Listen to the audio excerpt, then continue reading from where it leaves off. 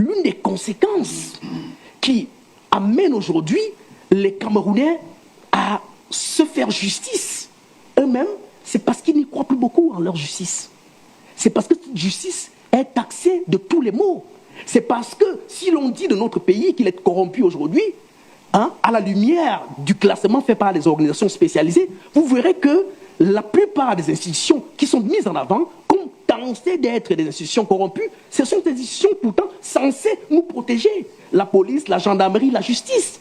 Et dans ce cadre-là, dans ce schéma-là, il y a donc des Camerounais qui préfèrent eux-mêmes à un certain niveau se faire justice parce que même quand cette justice est appelée à dire la justice, elle nous laisse parfois sur notre faim. Vous avez pris un exemple, et je sors par là, celui du sous-préfet de la Lokoundje, qui abat sa copine, sa fiancée, à bout portant. Il a expliqué que c'était pas son objectif. Non, cher ami. Parce qu'il a le droit de se défendre. Cher ami. Il a le droit, il a le droit à la parole. J'en connais, écoutez-moi très bien. J'en connais à Kondengui, qui ont conduit les véhicules qui a servi de braquet, et puis le braquage a mal tourné. Donc lui, il était simplement dans le véhicule parce qu'il avait été loué. Et ce chauffeur-là se retrouve à Kondengui, et il est aujourd'hui condamné à mort, on a permuté, ça devient une condamnation à vie. Et quelqu'un qui l'a fait à bout portant, on vous dit que la justice a été clémente. Mais quand même, la justice. Non, David, le magistrat a quand même tout un dossier. Il y a des enquêtes qui sont menées. Les gens sont écoutés. Et la sentence est prononcée à la fin. Vous savez, quand vous n'avez pas. C'est aussi ça le rôle du tribunal. Quand vous n'avez pas encore fait face à la justice, quand vous n'avez pas été victime d'une injustice, vous en parlez avec de la peinture. Vous êtes des peinturiers. Des grands peintres, donc vous peignez tout en blanc, vous ne savez pas ce qui se passe. David, je vous pose des questions pour comprendre. Donc je réponds donc. Je ne suis pas te donner mon avis, je vous pose des questions. Oui, je réponds donc en vous disant que l'un des éléments qui frustre et qui peut contribuer à en violenter, à en sauvager notre pays aujourd'hui, c'est parce qu'il y a des compatriotes qui préfèrent se faire justice eux-mêmes. Ce qui n'est pas normal. Ce qui n'est pas normal, parce qu'ils n'y croient pas aux instances habilitées à nous rendre justice. Je pourrais en revenir dans le détail. C'est que si la paix est une construction permanente, tout à fait, il n'y a que celle-ci s'est retrouvée menacée dans notre pays du fait de politiques inconséquents qui, lorsque tout va bien, nous présentent le pays comme étant un havre de paix. Mais lorsqu'il s'agit de leur contribution pour préserver cette paix-là, ils démontrent toute leur inefficacité, toute leur incompétence et conséquence, le NOZO, le nord-ouest et le sud-ouest, 6000 compatriotes tombés. Ça ne fait pas rire du tout et ça n'amuse personne. Et comme je l'ai dit, il faut bien se rendre à l'évidence que s'il y a quelques efforts qui sont faits, qu'il y a manifestement des gens qui n'ont pas intérêt à ce que cette paix soit partagée. Parce que si nous parlons de paix, et j'aime bien la formulation de votre thématique, cela veut dire qu'il y aura manifestement une prospérité. Mais quelle prospérité? Une prospérité qui doit être partagée pour atteindre ce que vous avez appelé le socle de l'unité nationale. Parce que le socle de l'unité nationale, selon vous, doit partir de l'accessit de paix et de prospérité. Mais l'unité nationale même dont nous mettons en avant aujourd'hui, elle vient d'où? Elle-même est une construction du politique qui a voulu lui donner d'autres oripeaux qui ne sont pas toujours ceux que nous voulons mettre dans l'unité factuelle et ponctuelle telle que nous la vivons au quotidien. L'unité nationale, parce que j'imagine que le thème que vous avez choisi, c'est un prétexte au 20 mai, tout à fait, qui arrive dans quelques jours. Le 20 mai qui lui-même, il faut peut-être faire un détour dans l'histoire, qui a été en réalité le référendum de ce jour-là, le 20 mai 1972, et qui a vu le passage d'un système fédéral à un système unitaire, parce que c'est à partir de là qu'on est devenu République unie du Cameroun, parce que nous sortions d'un système fédéral qui a été consacré lui-même à partir d'un autre référendum du 11 février 1961, où la partie du nord anglophone, du nord du Cameroun occidental, s'est retrouvée, parce qu'il était fortement islamisé, s'est retrouvée au Nigeria, et la partie du sud, fortement christianisée, s'est retrouvée du côté du Cameroun pour former la République fédérale du Cameroun, dont le système s'est arrêté en 1972. Donc, c'est une consécration, ou alors qui est une construction politique, n'est-ce pas? Mais est-ce que nous avons pris le temps de mettre du sens, ou alors un substrat conséquent, pour que les Camerounais, effectivement, se sentent unis? Et je suis d'accord avec Tafé. qui a cru devoir dire que chaque fois que le politique se mêle et s'accapare d'une thématique ou d'un enjeu aussi important, c'est dévoyé tout de suite. Parce que l'on a l'impression aujourd'hui que lorsqu'on parle d'unité, cela est l'affaire des politiques qui l'utilisent en réalité comme une espèce d'eau bénite pour nous rappeler en plein culte que mais voilà ce qui nous consacre. Le peuple devrait adhérer. Non, il s'agit quand même de Cameroun, c'est de façon générale, le peuple devrait adhérer. Ce que je veux dire, n'est-ce pas, oui. En un mot, c'est que l'unité devrait être une construction permanente, un habitus, quelque chose de culturel, qui nous amène à nous dire que nous sommes faits pour être ensemble. Nous sommes faits, nous avons un destin commun. Et nous avons donc le devoir de protéger cette unité parce que cela y va de notre destinée commune. Quand je l'ai dit, je ne peux donc pas manquer de m'étonner de ceux qui ont la charge de préserver ou alors de contribuer à asseoir cette unité-là, qui, malheureusement, au lieu justement d'apporter des éléments qui nous rassurent dans ce construit permanent, viennent y mettre de la poudre au feu. Ouais. C'est le cas d'un exemple que j'ai pris tout à l'heure, la crise du Nord-Ouest et du Sud-Ouest, qui aurait pu se régler si les institutionnels politiques... Mais vous n'allez pas quand même dire qu'il n'y a pas de volonté de régler ce problème J'ai pris l'exemple tout à l'heure, démontrez-moi le contraire. La preuve... Je vous ai pris l'exemple également du grand dialogue national. Et la preuve. Toutes ces intelligences qui sont retrouvées avec un statut spécial accordé à ces régions du Cameroun. Ça dit qu'il y a quand même une volonté aujourd'hui d'apporter des réponses à toutes les questions. Une seule preuve pour sortir. Les mêmes institutionnels qui ont été au départ de cette crise-là sont toujours au gouvernement. Quel message politique vous envoyez à ceux-là qui pourtant, eux, aujourd'hui, ne veulent plus de cette unité nationale parce qu'ils parlent de plus en plus de l'État d'Ambazonie. Parlent de la République sécessionniste. David, quand même, David, quand même, il faudrait qu'on reste aussi très objectif sur la question. Vous m'avez coupé 4 fois, vous ne me laissez même pas le temps de déployer. En disant quand même sur la question, c'est que depuis plusieurs années, le constat il est clair, c'est qu'on n'a pas eu un nouveau gouvernement. Ça au moins vous le savez, peut-être là le président attendrait, je ne sais pas, peut-être la prochaine élection, qu'est-ce qui va se passer. Donc, ce qui peut expliquer aussi le fait que certains membres concernés par cette affaire, de façon directe ou indirecte, soient tout le monde du gouvernement, parce qu'il n'y a pas eu remaniement ministériel depuis des années. Je prends les téléspectateurs. Vous m'avez coupé à plusieurs reprises. Vous ne me laissez pas le temps de construire. Non, vous avez déjà construit. Et vous avez donné d'ailleurs de bonnes idées en parlant d'un construit permanent quand on parle de la paix. Mais sur la question, on va être prospère, François Bikoro, en se rappelant que le Cameroun, depuis plusieurs années, s'est engagé dans un couloir de l'émergence. Et on a dit que le Cameroun devrait être émergent à l'horizon 2035, en 2025. Donc on est pratiquement dans moins de 10 ans ou dans 10 ans exactement. On nous parle là de la prospérité. Le Camerounais va avoir accès à de l'eau, va manger à sa faim, va être bien, va avoir de l'énergie électrique 24 heures sur 24, avoir même une bonne qualité en ce qui concerne la pollution de l'eau potable. Moi, ce qui me gêne, c'est la capacité des gens à comprendre la situation avant d'en parler. Le village s'appelait Aquitaine. Dans les années 68, après qu'il y ait eu un autre mouvement comme celui de 1990 en France, ça s'appelait les 68 arts. La France était dans l'ébullition. Quand une maman de 92 ans, au quête, et dit qu'elle a mal au truc là, comme tous les hommes politiques ont menti, on dit que c'est l'usine de transformation de pétrole qui se trouve à Aquitaine qui lui a créé ce problème. On l'a transporté nuitamment pour l'amener au Biafra, dans la zone du Biafra. Et le Biafra, c'est le frère consanguin du nord-ouest-sud-ouest. Quand on adresse les choses, il faut que les intellectuels camerounais nous aident à avancer. Parce qu'on n'avance pas sans connaissance de l'histoire.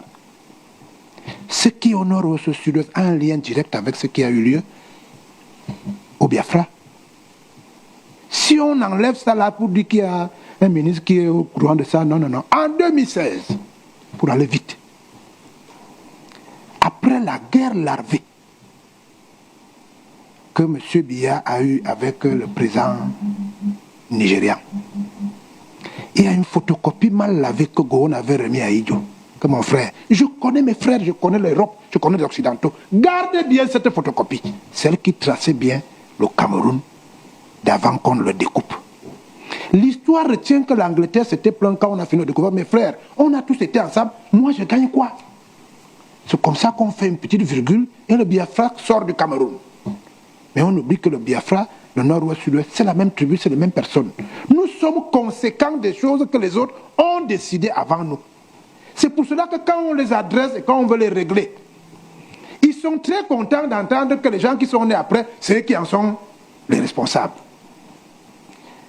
En 2016, c'est l'année où le Cameroun rentrait dans son entière territorialité après la crise de Bakassi. C'est aussi au même moment que les généraux nigériens ont dit on n'accepte pas.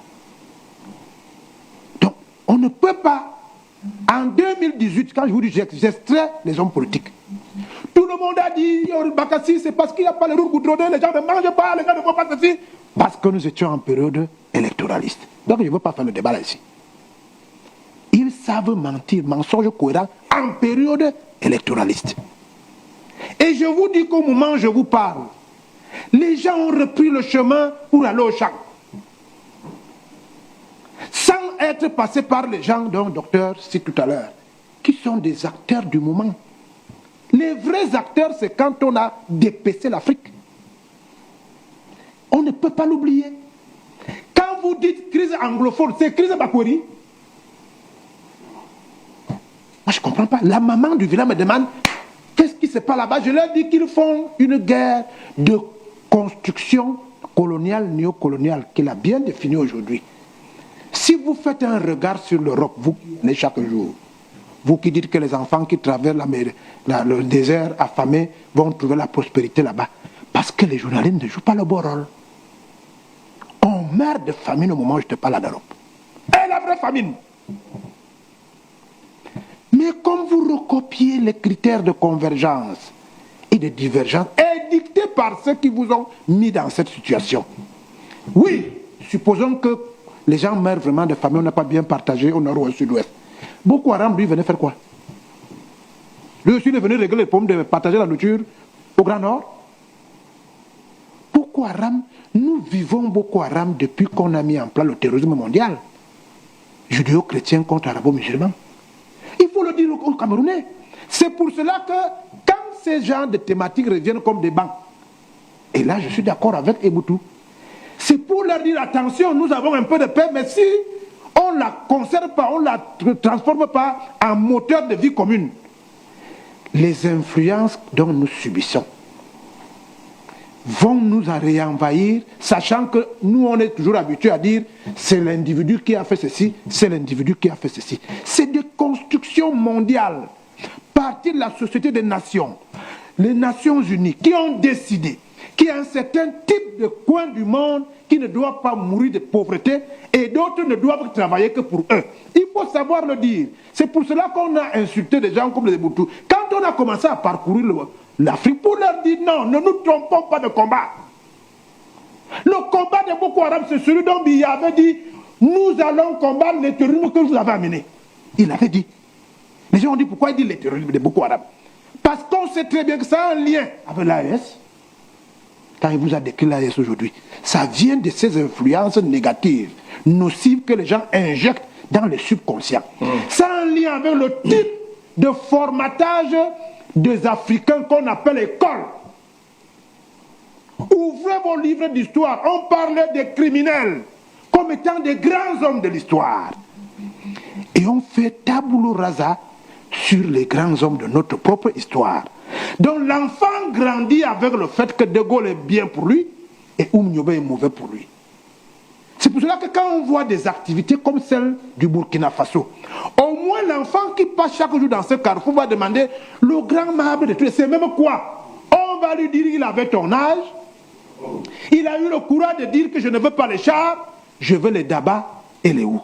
Okay. Il a eu le courage de dire consommons burkinabé.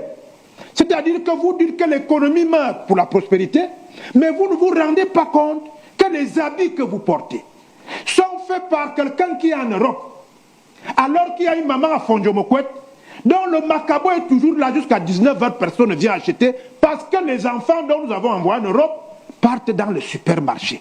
C'est ce type de révolution qui amène la paix et la prospérité. Pour se libérer du carcan de la colonisation et embrasser les indépendances factices, il aura fallu que le Cameroun, et nous sommes l'un des rares pays à avoir pris les armes pour combattre et nous affranchir de ce paternalisme-là, nous avons dû prendre des armes. Le Cameroun fait partie de l'un des rares pays à avoir mené une lutte d'indépendance, donc encore de la violence. Et après ces indépendances factices, nous sommes tombés dans ce que nous appelons le néocolonialisme, qui est en réalité une autre forme de violence que les autres nous imposent pour que nous ne sortions pas, en fait, du cycle dans lequel ils nous ont mis et qui leur permet à eux de s'enrichir en puisant nos richesses ici. C'est que les autres ont appelé la France-Afrique, avec ces CDI bien théorisés par Verschave. Donc, voyez-vous, c'est un cycle de violence. Nous sommes tombés dans la violence politique qui est la plus exécrable. Aujourd'hui, regardez, écoutez le discours des hommes politiques chez nous. Regardez comment ils s'expriment. Vous savez, il y a quelques jours, j'écoutais encore un leader politique qui, devant ses militants, mettait en garde l'État central en disant « les survivants resteront à arranger le pays ». Quand on le dit, cela présuppose quoi? Je ne crois pas que c'est pour partager les bonbons. Donc, ce que je veux dire, c'est qu'il y a donc cette violence-là dans laquelle nous baignons qui est devenue en réalité inhérente à nos personnes. Violence économique, ça va mal, vous croisez des papas en route qui parlent seuls, c'est terrible. Hein? Violence familiale, parce que le papa n'a rien, il peut tabasser toute la maisonnée et tous les frères ne s'entendent plus. Violence psychologique, trop de problèmes, vous pouvez en perdre, vous pouvez devenir fou. Hein? Violence conjugale. Il y a quelques années, un sous-préfet de la Lokundje, chez mon aîné Bikoro, a sorti son âme et a abattu sa fiancée. Vous savez qu'il a été condamné. Oui, mais condamné, même jusque-là, la justice a été clémente. Il devrait passer 10 ans de prison. 10 ans seulement, j'y reviendrai certainement tout à l'heure. Violence socio-numérique, vous savez, regardez ce qui se passe dans l'espace socio-numérique. Il suffit que vous ayez un avis divergent, vous recevez une meute d'individus ou alors une meute de profils qui vous affuble de toutes sortes d'abjections. Vous pouvez fuir le numérique avec ce qu'on vous dit. Et parfois, cette violence socio-numérique-là, ou alors cette violence audiovisuelle, se dépose sur le champ physique. Vous savez qu'il y a quelques jours, un frère à moi, que vous connaissez très bien, vous l'avez souvent reçu ici, le professeur Oyane, Michel, va sur un média et fustige les responsabilités autour de l'axe Douala-Yaoundé et rentre chez lui autour de 19h30. Il y a un véhicule qui le suit, 2 individus en sortent avec des cagoules, le sortent de son véhicule et le passent à tabac. Il a eu la vie sauve grâce à un véhicule qui passait par là et qui a dû projeter des phares sur ce stationnement qu'il a trouvé bizarre. Et c'est comme ça que les 2 individus seraient partis. Nous aurions pu perdre le professeur Oyane.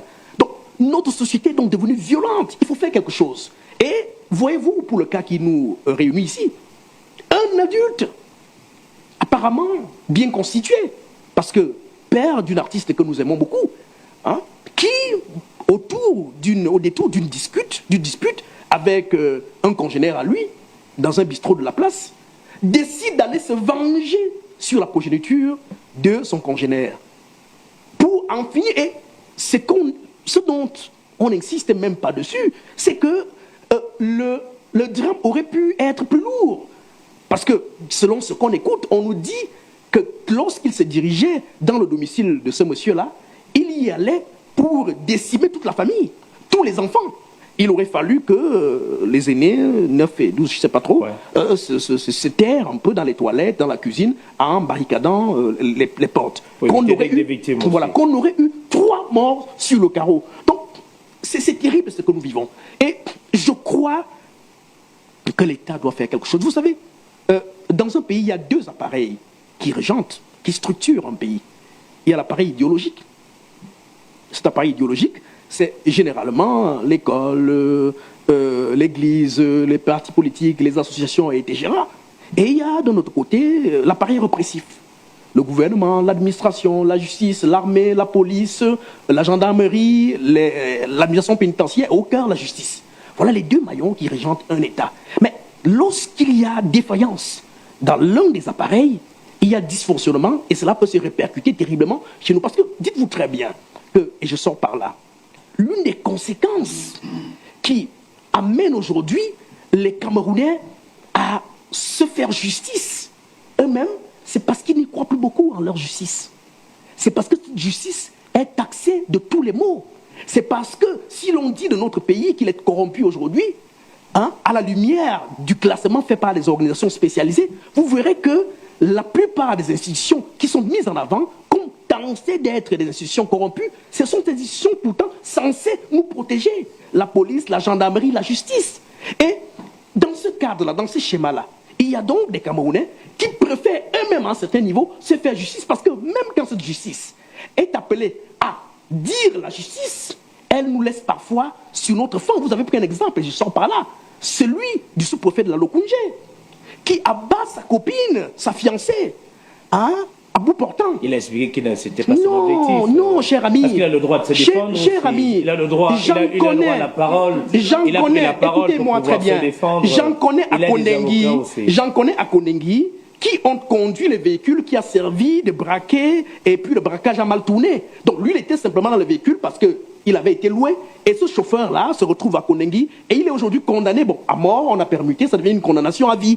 Et quelqu'un qui l'a fait, à bout portant, on vous dit que la justice a été clémente. Mais quand même la justice, non, 10 ans. Non, David, le magistrat a quand même tout un dossier, il y a des enquêtes qui sont menées, les gens sont écoutés, et la sentence est prononcée à la fin. Vous savez, quand vous n'avez pas... C'est aussi ça le rôle du tribunal. Quand vous n'avez pas encore fait face à la justice, quand vous n'avez pas été victime d'une injustice, vous en parlez avec de la peinture. Vous êtes des peinturiers, des grands peintres. Donc vous peignez tout en blanc. Vous ne savez pas ce qui se passe. David, je vous pose des questions pour comprendre. Donc je réponds donc. Je suis pas en train de donner mon avis, je vous pose des questions. Oui, je réponds donc en vous disant que l'un des éléments qui frustre et qui peut contribuer à en violenter, à en sauvager notre pays aujourd'hui, c'est parce qu'il y a des compatriotes qui préfèrent se donner, se faire justice eux-mêmes. Ce qui n'est pas normal. Ce qui n'est pas normal, parce qu'ils n'y croient pas aux instances habilitées à nous rendre justice. Je pourrais en revenir dans le détail. Vous avez vu l'âge et la candeur du visage de cet enfant? 6 ans. Vous avez des enfants? Bien sûr. Et vous leur parlez du juge, du procureur qui n'a pas fait ceci. L'enfant veut le message. Mais sauf qu'il y a un moment où on doit quitter l'émotion. Non, il y a un moment où on doit quitter l'émotion et faire face à la réalité. Il n'y a pas de réalité. Les gens meurent au nord-ouest, sud-ouest. La mort, c'est la mort. C'est le type de mort qui gêne. Vous avez un problème dans ce pays, vous ne savez pas adresser les problématiques. Les enfants là, qui vont à l'école, comme père, tout ça, veulent savoir si quand Fedje et moi, on se crée la télé, s'il va mourir après. Laisse-nous les histoires de que le procureur est monté. Qu'est-ce qu'il a foutu avec... On est dans un état de droit. On est dans un état de droit. Je vous dis. On est dans un état de droit. Nous sommes dans un état où un professeur d'université a insulté un journaliste chien. Vous avez défendu ceci. Un enfant, vous regardez à la maison. Un professeur d'université. Vous le célébrez d'ailleurs dans tous les plateaux de télévision depuis. Il faut faire attention. Là, on parle de l'avenir, monsieur. Vous célébrez les camps, les criminels. On arrête quelqu'un qui a volé 1 milliard, vous dites qu'il est de quelle tribu, il ne doit pas aller en prison. Vous venez parler des procureurs. Vous n'avez rien compris. C'est vous qui dites que nous devons vous laisser la place. Pour qu'on vous laisse la place, il faut bien adresser les problématiques. On a découpé une jeune dame dans ce que vous dites que, comme les gens n'ont pas mangé au nord-sud-ouest, il faut laisser la violence. On a découpé en morceaux, en michoui. Les femmes, vous regardez. Femmes policières. Les femmes, vous regardez. Je ne veux pas savoir le reste, vous nous perdez le temps, on n'a pas beaucoup de temps. Non, quand même, je voulais rappeler qu'elle faisait partie je vous dis, cette policière ou pas policière, voilà. C'est une femme. Oui. C'est un enfant. Moi, je ne suis pas dans les histoires, si les policiers, si les ceci. Le père, le papa là, a fait les palabres avec un autre papa, comme nous en faisons à la télévision chaque jour. Et quand on va dans les réseaux sociaux, quelqu'un vous dit, quand nous serons là, on va vous faire ça dur. David vous a dit tout à l'heure, l'autre papa est même allé plus loin, en disant que ma querelle avec notre papa là, si je ne gagne pas, il n'y a que les survivants. En fait, c'est de vous qu'on s'adresse. Nous, on a déjà mangé. Moi, je préfère qu'on reste dans la vraie problématique. Est-ce que débattre veut dire, quand tu n'as pas d'argument, tu donnes un coup de poing à quelqu'un? les problématiques que cette histoire la pose. Ce monsieur est un récidiviste. Est-ce qu'on doit vivre avec des gens qui sont des récidivistes de ce genre de crimes? C'est ce qui se dit. C'est ce qui se dit. Maintenant, on attend que la justice se prononce. Justement, ce que vous oubliez aussi de dire. Et c'est ça le drame des Camerounais. Ils font leurs crimes ailleurs et ils veulent que quelqu'un qui n'a pas assisté au crime fasse mieux qu'eux. Le juge ne juge que sur pièce. Il ne s'agit pas de la justice institutionnelle ici, nous parlons de la justice sociétale et divine. On doit avoir une onde de choc qui condamne sans réserve, sans parler de l'État, les machins. Qu'on condamne d'abord ce papa qui discutait avec un autre papa autour d'une bière. Le propos de l'autre papa a certainement été mieux que le sien. Face à l'Angora, il s'est dit, il faut que je lave mon honneur. C'est de la lâcheté. Un papa qui discute avec un papa autour d'une bière, c'est le manger ensemble. Les gens vont même avoir peur de votre paix là, parce qu'ils se disent que mais, si on part au bar maintenant, je t'offre une bière, tu m'offres une bière. On engage Paris Saint-Germain, Marseille. Je suis plus convaincant que toi devant la foule. Je suis seulement obligé d'appeler à la maison pour dire fermez la porte. Fermez la porte, il vient de sortir, il n'est pas allé pisser. Je vous ai dit tantôt qu'il y avait un moment dans ce pays où un enfant utilisé par Boko Haram. Moi, je suis un proclameur de la foi. Un enfant, comme avait l'air de ce Matisse, a été utilisé pendant 9 ans par Boko Haram pour distiller la terreur dans le Cameroun de Paul Biya. Je vous ai dit que cet enfant-ci, dans le Grand Nord, quand on voyait un enfant se gratter, tout le monde fuyait. On a réussi à redonner confiance à cet enfant. Même les gens qui ont amené Boko Haram, vous connaissez Moulin Fournier, il a utilisé un enfant, on dit qu'il était sur la moto. Pourquoi nous utilisons les bambins pour solutionner nos problèmes à nous d'adultes? Pourquoi ce monsieur, au lieu de donner un coup de poing, ce qui est d'ailleurs interdit, parce qu'ils étaient dans un débat, comme nous en faisons chaque jour à la télé, dites toujours aux gens que quand nous terminons ici, Bignou nous amène au bar. Parce qu'ils croient que le débat constitue des gens qui ont fait des savoirs savants avec nous qui n'arrivons pas à l'école. Vous voyez comment c'est calme là. C'est ça qu'on appelle paix. Paix ne veut pas dire que tu n'as pas de problème. Paix veut dire qu'avec ton voisin, avec tel, vous réussissez à solutionner un certain type de problème. Et feu Dieu vous dit, tout ce que nous posons comme acte, 1, évitons l'imposture. Personne ne rend justice à la place du juge. Personne dans un pays. Ce monsieur a commis un double crime. Il a voulu rendre justice à la place de la justice. N'ajoutons pas un autre crime en disant que l'autre va faire ceci. Il n'y a pas de justice populaire dans un état de droit. Maintenant, le système jacobin vous a amené les critères de convergence. Comment sanctionner quelqu'un qui a fait un crime? Ce pays s'est arrêté en 2008. Parce que les gens disaient qu'ils veulent le code de procédure pénale de Napoléon. Vous avez la mémoire courte. Quand je vous dis, je ne veux pas parler des hommes politiques. Mensonge cohérent à longueur de journée. C'est eux qui ont amené ce code. En nous disant sur pièce, si quelqu'un dit, je faisais seulement l'arme comme ça, je faisais dans mes passés. Mais il y a eu crime. Maintenant, les gens veulent se remémorer qu'ils ont commis des erreurs et veulent rejeter ça sur le juge. Il y a même des gens qui ont dit on devait finir avec lui. Tu as quelle qualité pour finir avec quelqu'un qui a commis un crime? Ce que vous devez faire maintenant, c'est d'apporter l'information idoine au fameux juge afin qu'il ne juge pas seulement sur mauvaise pièce. L'école qu'il a apprise veut dire que si la population coopère, quel que soit le crime ou le sujet, il faut coopérer pour permettre à ce que la justice qui est rendue au nom du peuple camerounais soit un peu juste et équitable. Merci beaucoup. Merci beaucoup à vous. C'est une affaire qui suscite beaucoup d'émotions Et on sait que la douleur également est immense au sein de la famille. On a une pensée pour la mère, pour le père, pour les frères et pour les sœurs. Bref, pour tous les Camerounais, parents ou pas, qui ont certainement pris la parole pour pouvoir réclamer justice. Mais également, quand on réclame justice, il y a le nom de cette chanteuse, l'idole, qui a été longuement citée simplement parce qu'elle est la fille de ce présumé assassin. Elle a décidé de prendre la parole il y a quelques jours pour dire sa part de vérité. Et mesdames et messieurs, nous sommes toujours là et nous avons une pensée pour le petit Mathis. Bonjour à tout le monde. Mais le sang.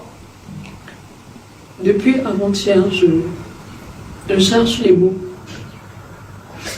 Je cherche les mots justes pour, ne serait-ce qu'un peu, alléger la douleur d'une mère, d'un père, d'une famille qui vient de perdre son fils. Je cherche. Malheureusement, il n'existe aucun mot assez puissant pour adoucir une telle douleur. Rien ne m'avait préparé à vivre une expérience aussi bouleversante. Et je comprends parfaitement toutes les émotions, la tristesse, la colère que ce drame suscite. Mon père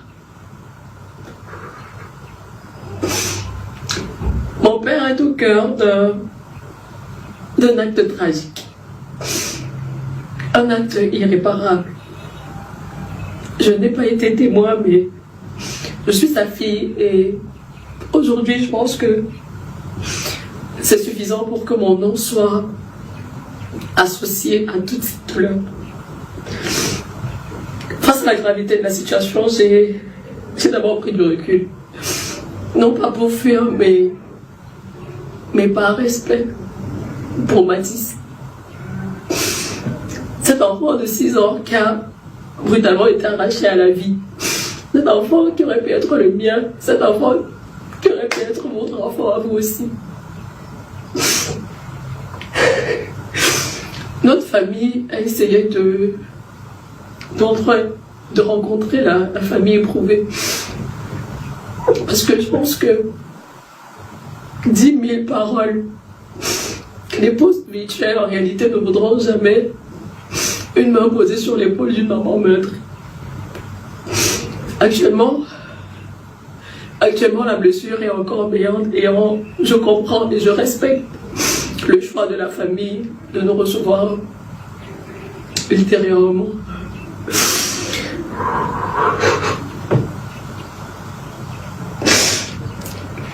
La vérité, c'est que je suis perdue. Je suis bouleversée,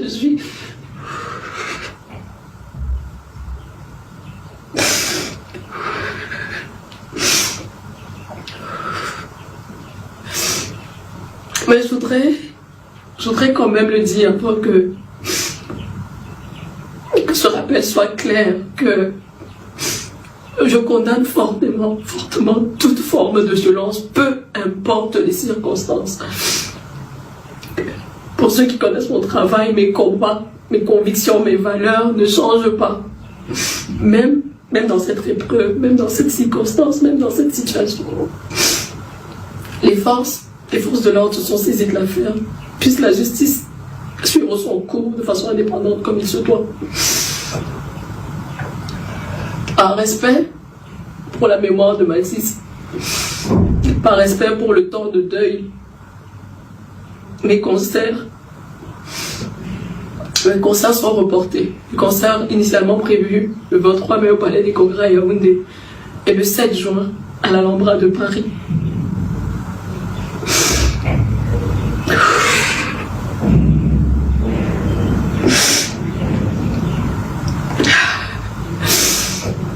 À la famille endeuillée,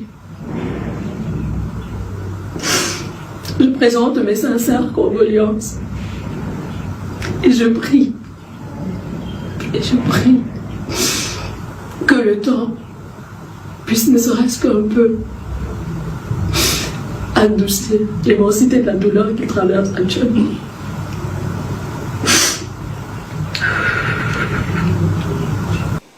Voilà, elle s'appelle Lidol, c'est une artiste du Cameroun bien connue. Et son père est donc le présumé assassin avant que la justice ne puisse se prononcer sur cette question. David, lors de votre première prise de parole en parlant de l'émotion aujourd'hui, vous avez évoqué à plusieurs aspects qui sont très importants. La violence, il faudrait la dénoncer. Il faudrait peut-être aussi trouver aujourd'hui un médicament qui peut permettre au Cameroun de sortir de cette violence. On a des images que malheureusement on ne pourra pas diffuser. Parfois, c'est avec l'automobiliste, le jeune mototaximan. Quand on écoute certaines déclarations, on s'interroge. Quand